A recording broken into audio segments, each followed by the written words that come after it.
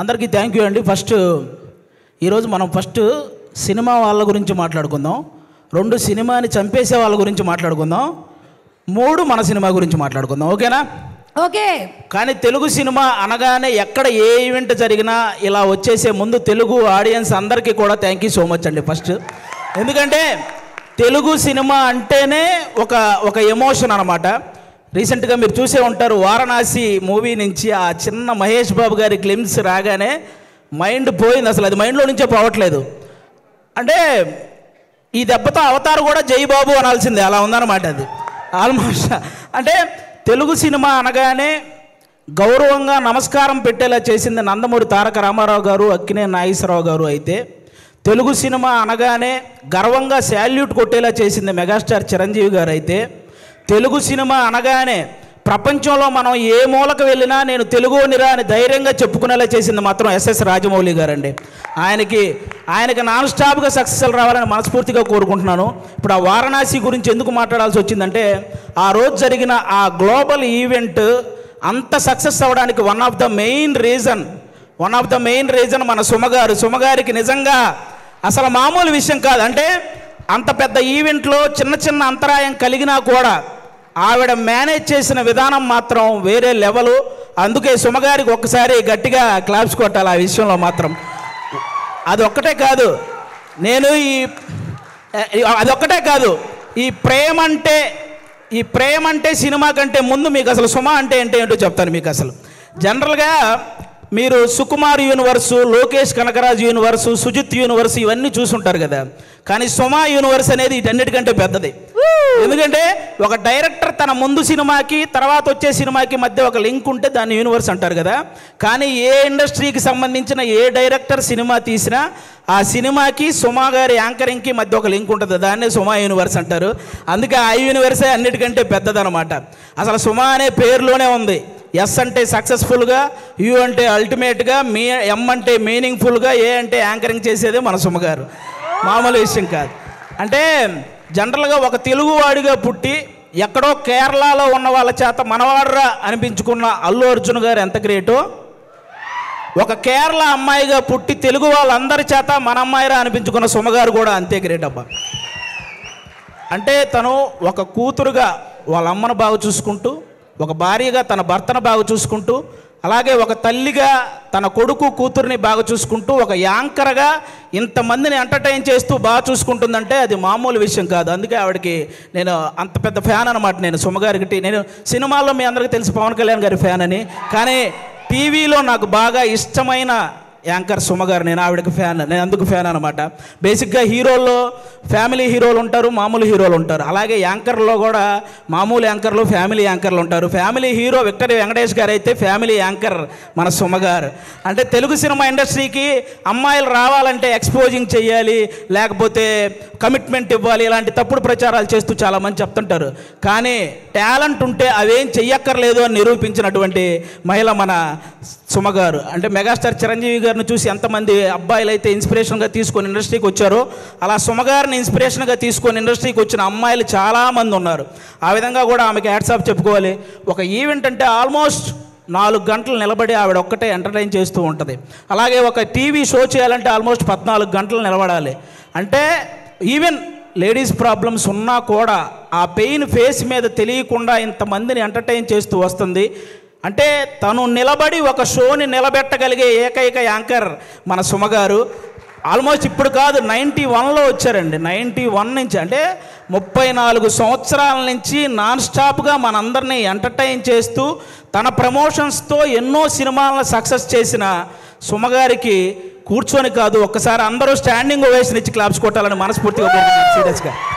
Seriously అసలు అంటే నాకు ఇష్టమైన హీరోలకి, కమెడియన్లకి, డైరెక్టర్లకి, వీళ్ళందరికీ చాలామందికి పద్మశ్రీ, అలాగే పద్మభూషణ్ ఇలాంటి అవార్డులు మీరు రావటం చూశారు. అవన్నీ మనకు కూడా చాలా హ్యాపీనెస్ని ఇచ్చాయన్నమాట. తన ప్రొఫెషన్లో ఇంతమందిని ఎంటర్టైన్ చేస్తూ ఇంతమంది చేత ఒక గౌరవం దక్కించుకున్నటువంటి సుమగారికి కూడా అలాంటి అరుదైన గౌరవం దక్కాలని నేను మనస్ఫూర్తిగా కోరుకుంటున్నాను. నిజంగా థ్యాంక్ యూ సో మచ్ సుమగారు. మీతో పాటు ఈ సినిమాలో చేయడం నిజంగా మా అందరి అదృష్టం. అది నేను షోల్లో చాలాసార్లు అప్పుడప్పుడు ఈవెంట్స్లో చేశాను, కానీ ఒక ఫుల్ ప్లెడ్జ్డ్గా ఎప్పుడూ మీతో పాటు ఒక ట్రావెల్ చేయలేదు. ఈ సినిమాలో చేయగలిగాను కాబట్టి నిజంగా థ్యాంక్ యూ సో మచ్ అండి దానికి. Thank you. ఇప్పుడు అది ఒక్కటే మాట, అంటే నేను మళ్ళీ మీ మీద పని చేస్తే ఈ సీరియస్నెస్ అంతా పోతుంది. సో నేను దీన్ని చాలా సీరియస్గానే తీసుకుంటున్నాను. అండ్ అలాగే అది అయిపోయింది కాబట్టి టాపిక్, వెనకాల వచ్చింది మా అక్క అనుకున్నారు, మా అమ్మ. మీ అమ్మగారు? అవును, యంగ్ అండ్ డైనమిక్. అది థ్యాంక్ యూ సో మచ్ అండి. అలాగే ఇప్పుడు మనం సినిమా వాళ్ళ గురించి మాట్లాడుకున్నాం, ఇప్పుడు సినిమాని చంపేసే వాళ్ళ గురించి మాట్లాడుకుందాం, ఓకేనా? బేసిక్గా సినిమా ఇండస్ట్రీలో ఉన్న పెద్ద పెద్ద వాళ్ళందరికీ ఒకే ఒక్క ఇదండి, ఎవరైతే సినిమా ఇండస్ట్రీలో రైటర్స్ ఉంటారో వాళ్ళని మాత్రం ఇంకొంచెం కేరింగ్గా ఇంకొంచెం వాల్యూ ఇవ్వాలని వాళ్ళకి నేను మనస్ఫూర్తిగా కోరుకుంటున్నాను. ఎందుకంటే రైటర్ అంటే వాడు ఇచ్చింది తీసుకుంటూ చెప్పింది రాసుకుంటూ వెళ్ళిపోతాడనే ఒక చిన్న ఆలోచన నుంచి రైటర్ అనేవాడు ఒక్కసారి నాకు ఎందుకులే అనుకుంటే ఇండస్ట్రీలో ఎవ్వరికీ పని ఉండదు అనే ఒక పెద్ద ఆలోచన చేయాలని నేను మనస్ఫూర్తిగా కోరుకుంటున్నాను. ఎందుకంటే సినిమా ఇండస్ట్రీకి రైటర్ అనేవాడే ఒక హార్ట్ లాంటి వాడు. గుండె కొట్టుకోకపోతే ప్రాణం పోద్ది, అలాగే రైటర్ అనేవాడు పెన్ను పట్టుకోకపోతే ఖచ్చితంగా సినిమా పోద్ది. అందుకే రైటర్లందరినీ ఒక్కసారి సినిమా ఇండస్ట్రీలో ఉన్న రైటర్లందరినీ గ్యాదర్ చేసి వాళ్ళ కష్టసుఖాలు తెలుసుకొని వాళ్ళకు ఒక నూతన ఉత్సాహాన్ని ఇస్తే ఆటోమేటిక్గా మంచి సినిమాలు వస్తూ ఉంటాయి. ఎందుకంటే 1000 కోట్లకు సంబంధించిన వారణాసి లాంటి ప్రాజెక్ట్ రాయగలిగిన రైటర్లు కూడా మన దగ్గర ఉన్నారు, కానీ కనీసం వాళ్ళ అమ్మకి 1000 రూపాయల మందులు కొనుక్కునే స్థితి కూడా లేక వాళ్ళ టాలెంట్ అలాగే వెనకబడిపోతూ ఉంది. అలా రైటర్స్ అందరినీ ఒక్కసారి గ్యాదర్ చేసి వాళ్ళకు ఒక నూతన ఉత్సాహం ఇవ్వాలని సినిమా ఇండస్ట్రీ పెద్దవాళ్ళందరికీ నేను ఒకసారి మనస్ఫూర్తిగా కోరుకుంటున్నాను. అలాగే మీరందరూ గమనిస్తే ఆల్మోస్ట్ సంవత్సరానికి 150-200 సినిమాలు రిలీజ్ అయితే పట్టుమని 10 సినిమాలు కూడా ఆడట్లేదు సినిమా ఇండస్ట్రీలో. అంటే సినిమాలు ఏమో ఆకాశంలో చుక్కల్లాగా లెక్కబెట్టలేనని వస్తున్నాయి, హిట్లు మాత్రం మన చేతికున్న వేలలాగా లెక్కబట్టగలిగే అన్ని కూడా రావట్లేదు. అంటే దానికి అంటే ఏదైతే ఎంత కష్టం వచ్చినా నిలబడ్డ ఆ 4 ప్రొడ్యూసర్లు వాళ్ళ సంగతి పక్కన పెడితే ఎంతమంది ప్రొడ్యూసర్లు ఇలా వచ్చి మళ్ళీ అలా ఊరెళ్ళిపోతున్నారో మీకు తెలియదు. అంటే కొన్ని 100 కోట్ల నష్టం అవి భరించలేక మళ్ళీ తెచ్చుకున్న పరువును కాపాడు కోసం ఆ ఇస్త్రీ చొక్కాలు వేసుకొని ఈఎంఐలు కడుతూ ఉన్న ప్రొడ్యూసర్లు ఇంకా చాలామంది ఉన్నారు. అంటే దేనికంటే ఇదంతా ప్రతి ఒక్కడు ఏదో ఒక సలహా ఇచ్చేయడమే. మలయాళంలో మంజుమాల బాయ్స్ అని ఒక సినిమా చూసి అలాంటి సినిమా మన వాళ్ళు ఎందుకంటే తీరండి అని, పోనీ అలాంటి సినిమా మన వాళ్ళు తీస్తే అందులో ఐటమ్ సాంగ్ పెట్టలేదని ఏడుస్తారు. పోనీ ఏదో ఫ్రెష్ కంటెంట్ ఉండాలి కదండి, ఫ్రెష్ కంటెంట్ కావాలి కదండి, ఫ్రెష్ కంటెంట్ తీసి రిలీజ్ చేస్తే రిలీజ్ రోజు ఫ్లాప్ చేసేసి రిలీజ్కి వచ్చి పాటలు పాడుతుంటారు. రూబా రూబా సదాశివ సన్యాసి ఇలా పాడేస్తుంటారు రిలీజులకు వచ్చి. రిలీజ్ రోజు మనకి అయ్యేం తెలియదు. అలా అంటే ఆ విధంగా ఎవరికి వాళ్ళు సలహాలు ఇచ్చేసి ఆ సినిమాని ఏదో రూపంలో చంపేస్తూ వస్తున్నారు. దానివల్ల ఎక్కువ నష్టం ప్రొడ్యూసర్లకే జరుగుతుంది. వీటన్నిటికంటే ఏదైతే కొన్ని సంవత్సరాల నుంచి మన తెలుగు సినిమాకి బొమ్మ చూపించిన ఐ బొమ్మ అనేది ఒకటి ఉందో ఆ దరిద్రం ఇప్పటితో అయితే పోయింది. కానీ దానికంటే పెద్ద దరిద్రం ఏముందంటే సోషల్ మీడియాలో వచ్చే నెగిటివిటీ. అంటే లెజెండరీ యాక్టర్స్ దగ్గర నుంచి ఇప్పుడిప్పుడే ఎదుగుదామని వస్తున్న ప్రతి యాక్టర్ మీద కూడా సోషల్ మీడియాలో విపరీతమైన నెగిటివిటీ. అది కొంతమందికి ఇప్పుడు నాలాంటి వాడు మీరు చేశారనుకో నాకు పెద్ద బాధ ఏమి ఉండదు, నేను మా ఇంట్లో అమ్మా నాన్నలకు నేను చెప్పుకోగలను, అవేం పర్లేదు నేను చూసుకుంటాను.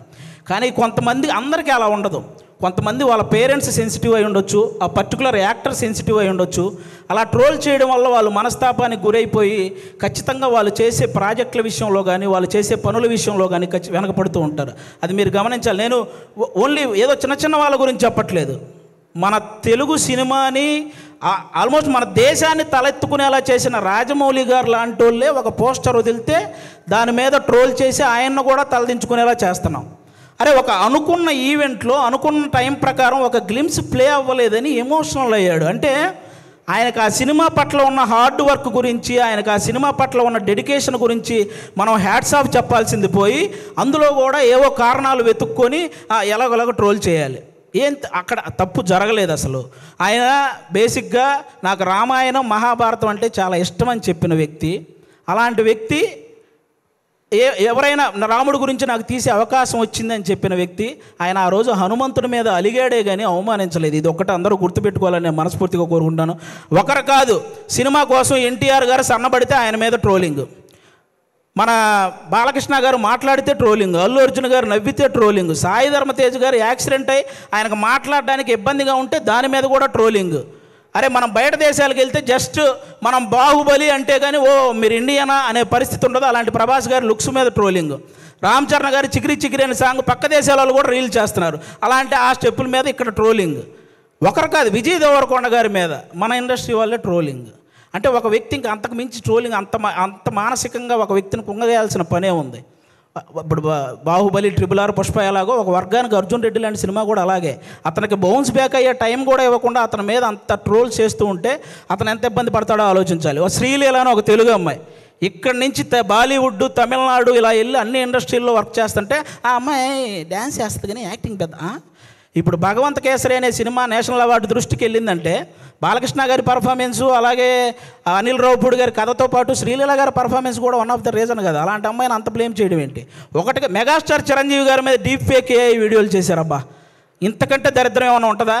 నాకు తెలిసి ఆయన రికార్డులు కొట్టిన పోస్టర్లు గోడల మీద పడేటప్పుడు ఆ ట్రోలింగ్ చేసినోడు వాళ్ళ అమ్మ కడుపులో కూడా పడి ఉండడు.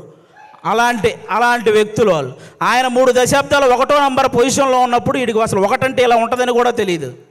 మన తుఫాన్ వచ్చిన ఆయన సినిమాల కోసం మనం పరిగెత్తుకుంటూ వెళ్తున్నప్పుడు వాడికి నడవటం కూడా వచ్చి ఉండదు. అలాంటి వాడు వచ్చి మెగాస్టార్ చిరంజీవి గారి మీద ట్రోల్స్.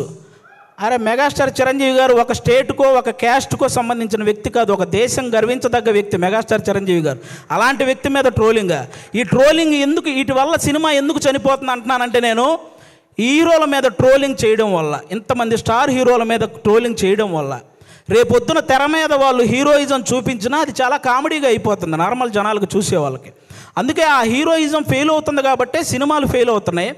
అరే 100 కోట్లు ఖర్చు పెడుతున్న ప్రొడ్యూసర్లు ఒక పక్క ఒక సినిమా హిట్ అయితే ఇంటికెళ్ళి మా అమ్మ నాన్నకు చెప్పుకుంటామని వెయిట్ చేస్తున్న డైరెక్టర్లు, ఒక సక్సెస్ వస్తే కానీ ఇంకో సినిమాలో మళ్ళీ కంటిన్యూ చేయరు అని ఆశపడే టెక్నీషియన్స్, అరే ఫ్యామిలీస్ని వదిలేసి అభిమానుల కోసం హిట్ ఇవ్వాలని చెప్పి కష్టపడుతున్న హీరోలు, ఒక సినిమా హిట్ అయితేనే జీతం పెరుగుతుందనే ఆశించే సినిమా కార్మికులు, ఇంతమంది కష్టాన్ని ఒక చిన్న నెగిటివిటీ ట్రోలింగ్తో మీరు కంప్లీట్గా దాన్ని చంపేస్తున్నారు. ఒక్కరు కాదండి, అసలు ట్రోలింగ్ అంటే ఇప్పుడు మీరు బ్రహ్మానందం గారి రియాక్షన్స్తో మీరు ట్రోల్ చేస్తారు, అవి మేము కూడా నవ్వుకుంటాం, అందరూ నవ్వుకుంటారు.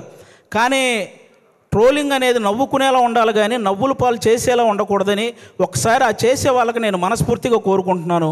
అలా ఇంకెప్పుడూ కూడా ఇంతమంది లెజెండ్స్ ఎంతో సాధించి ఇక్కడ వరకు వచ్చారు, వాళ్ళని అంత ఈజీగా నెగిటివ్ చేసే ప్రయత్నం చేయకండి అని వన్స్ అగైన్ నేను మనస్ఫూర్తిగా కోరుకుంటున్నాను. అలాగే ఇప్పుడు వాళ్ళకి చెప్పేశాను కాబట్టి చాలు. అలాగే కొంతమంది ఇంకా రివ్యూవర్స్ ఉన్నారు, వాళ్ళకు కూడా కొంచెం చూసుకొని చెయ్యాలని వాళ్ళకి మనస్ఫూర్తిగా కోరుకుంటున్నాను. చాలామంది మంచి రివ్యూవర్స్ ఉన్నారు, సినిమా గురించి చాలా బాగా చెప్తారు, సినిమా గురించి బాగా చెప్పి ఈ సినిమా నచ్చితే మంచి హైప్ ఇస్తారు, నచ్చకపోతే ఇందులో ఈ నచ్చిన విషయాల కోసం మీరు వెళ్ళొచ్చు అని చెప్తారు. అలా చెప్తే చాలా బాగుంటుంది. అంతేగాని సినిమా మీద వెటకారం చేస్తూ రివ్యూలు ఇస్తుంటారు. వాళ్ళకి అర్థం కాని విషయం ఏంటంటే ప్రొడ్యూసర్లు ఎంత నష్టపోతున్నారో ఒకసారి ఆలోచించాలని మనస్ఫూర్తిగా కోరుకుంటున్నాను. ఇక మా ప్రేమంటే సినిమాలో, ముఖ్యంగా మా ప్రేమంటే సినిమాలో మా ప్రియదర్శి బ్రదర్ ఇందాక నాగ చైతన్య గారు చెప్పినట్టే వర్స్టైల్ యాక్టర్, అసలు మామూలుగా కాదు. అతను ఏ సినిమా పట్టుకుంటే ఆ సినిమా లక్కీ అన్నట్టు మారిపోయింది. బలగం చూసినప్పుడు కానీ, అతను కోర్టు సినిమా చూసినప్పుడు కానీ, మల్లేశం చూసినప్పుడు కానీ, సారంగపాణి జాతకం సినిమా చూసినప్పుడు కానీ అతని పర్ఫార్మెన్స్ ఎప్పటికప్పుడు వేరియేషన్స్ చూయించుకుంటూ వస్తూ, అంటే చాలామంది ప్రొడ్యూసర్లకి ప్రియదర్శి లాంటి వాడితో సినిమా తీస్తే మనం తక్కువ బడ్జెట్ పెట్టుకోవచ్చు, ఎక్కువ లాభాలు పొందొచ్చు అనే ఫీలింగ్ అతని మీద ఉంది. కాబట్టి అలాంటి ప్రియదర్శి గారు, మన ఆనంది గారు ఇక్కడ చెన్నై, తమిళ్లో రెండిట్లో కూడా ఆవిడ చాలా పాపులారిటీ సాధించిన అమ్మాయి, మన తెలుగు అమ్మాయి. చాలా ముచ్చటగా ఉంటుంది చూడడానికి. ఆనంది గారు ఎక్కడ పర్ఫామ్ చేసినా, ఏ సీన్ చేస్తున్నా అలా చూస్తుండిపోవాలనిపిస్తుంది. మన ఆనందిని, ప్రియదర్శిని హీరోయిన్లు అనడం కంటే కూడా వాళ్ళిద్దరిని పర్ఫార్మర్లు అనడం అనేది చాలా, నాకు అది చాలా బాగుంటుంది అనిపిస్తుంది. ఎందుకంటే అంత బాగా పర్ఫామ్ చేస్తారు. వాళ్ళిద్దరికీ కూడా థ్యాంక్ యూ సో మచ్. మా నవనీత్ బ్రదర్ డెబ్యూ డైరెక్టర్, మీరందరూ ఆ నవనీత్ బ్రదర్ని ఎంకరేజ్ చేయాలి. ఒక డెబ్యూ డైరెక్టర్కి ఎన్నో కళలు ఉంటాయి, ఆ కళల్ని మీరు సాకారం చేయాలని ప్రేక్షకులందరినీ మనస్ఫూర్తిగా కోరుకుంటున్నాను.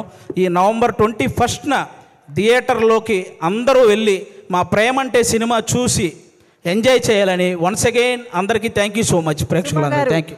పిలుస్తా నేను. ఆవిడ ఆవేశపడుతున్నారు, అంటే టైం అయిపోయింది అందుకని. అర్థమైంది. థ్యాంక్ యూ సో మచ్ అండి. Thank you.